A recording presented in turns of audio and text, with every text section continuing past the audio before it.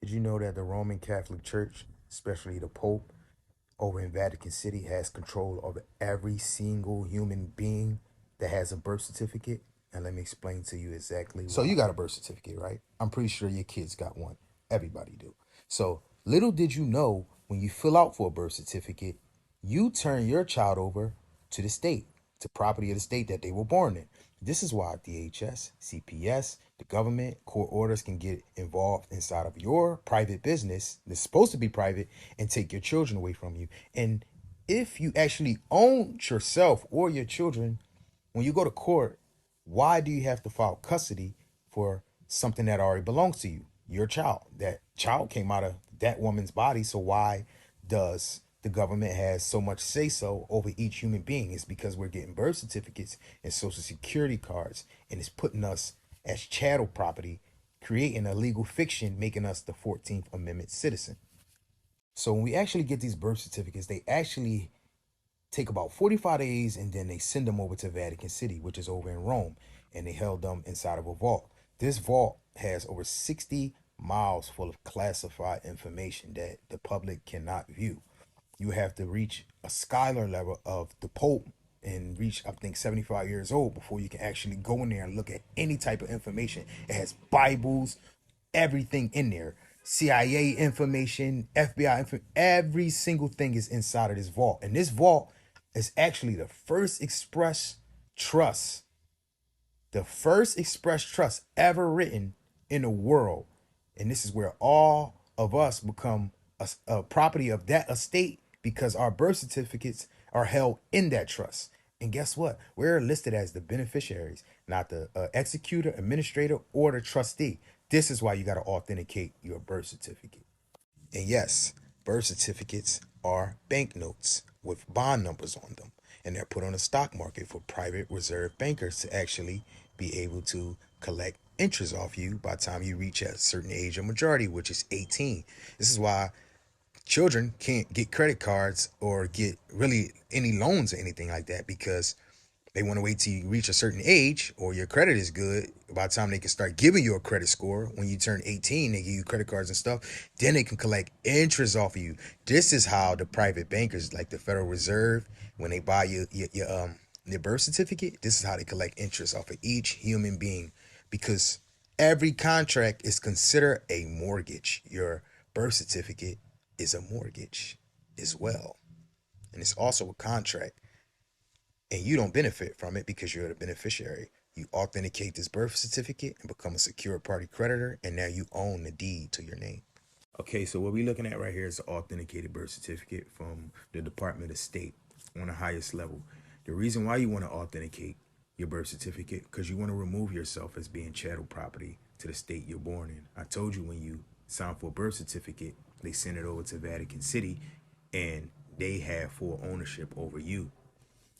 So when you authenticate it, what it's telling Vatican City is that you are now giving notification back to them that you are controlling your own estate and controlling all of your own affairs in private.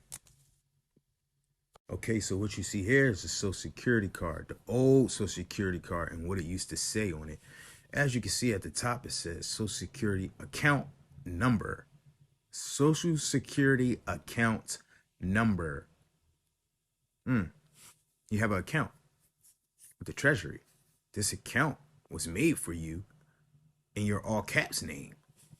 This is the old Social Security card. You see how their name is spelled in lowercase, uppercase, lowercase, Robert, capital R, lowercase o.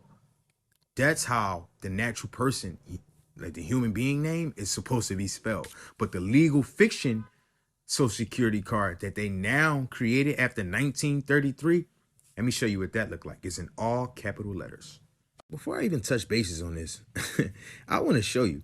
Look that it says at the bottom on the Social Security account, right? It says for Social Security and tax purposes, not for identification. So when you go to the bank and they say, what's your Social Security number? We need it for identification purposes. You got your ID for that. You don't need your Social Security number.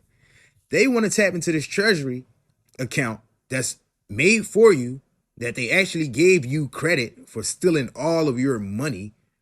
Yeah, In 1933, they stole everybody money, and in order for them not to get locked up for treason, for stealing everybody actual money that had gold back in it, they gave everybody fake money, which is Federal Reserve notes. In order for them to not get charged with any crimes, they gave you credit. That digital credit is on this Social Security card. This is a credit card.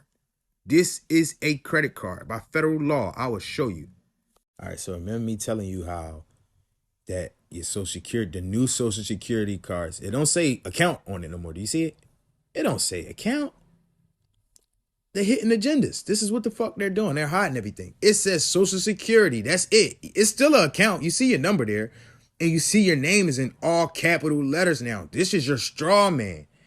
This is your straw man. When you go for loans, credit cards, anything that they give you is your actual money because it's coming off of this credit card right here. Banks don't have no money. And if they did, why the fuck they need you to join their bank? They don't have no money. They're using your money. They tapping into your treasury account and actually taking money out of the Federal Reserve from your estate, your account, and then giving it to you and then making you pay it back 2 times, thinking that they gave you a loan. That's cat.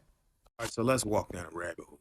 This is an executive order from the president, Franklin Delano Roosevelt. This fuck guy right here. In 1933, this guy put out an executive order, and you see the criminal penalties for the violation of the executive order at the bottom. $10,000 fine or 10 years in prison.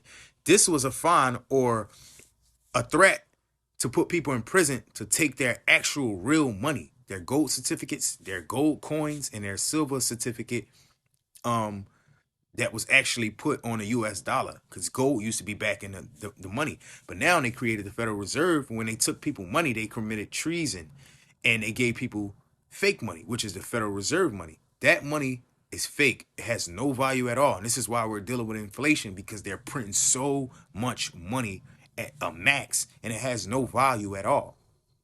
So as you can see, before, when the money had some value behind it, when it had gold backing it and silver coins backing it and stuff like that, as at the top you can see it say silver certificate. You see now in this one it says Federal Reserve notes. You got the real money that had silver and gold backing behind the US dollar, and then you have the fake money with nothing backing behind it, and this is why we have inflation. And also this was the other US dollar that had gold backing it. It said gold certificates on a $20 bill. See, it's no longer like that no more. It's just Federal Reserve notes. So they took all of this money right here, and I'm gonna show you where they put it.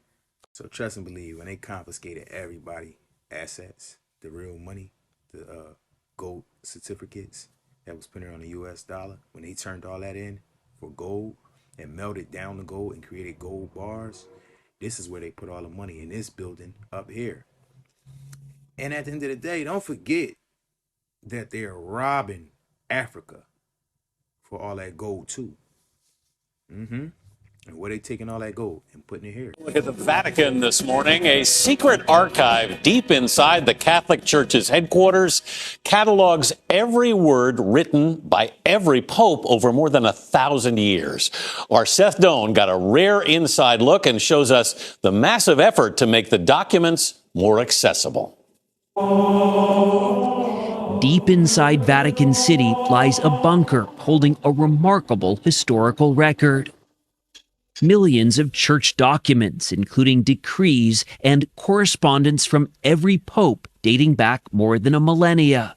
Lined up, it'd stretch more than 50 miles, about the length of the Panama Canal. Today, only academics with special permission can access this. Otherwise, it's locked away.